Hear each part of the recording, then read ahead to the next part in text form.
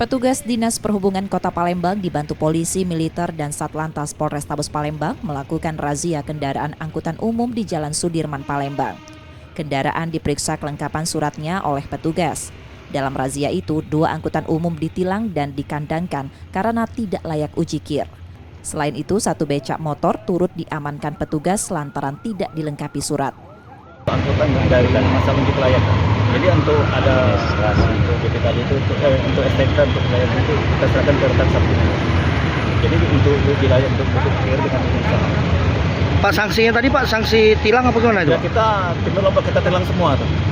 Nah, khusus yang tadi yang tidak ada surat menyurat, sudah kir kita langsung kita kandangkan. Razia digelar untuk memastikan angkutan umum dilengkapi dokumen resmi dan layak jalan agar meminimalisir kecelakaan. Yudi Kiswanto, Kompas TV, Palembang, Sumatera Selatan.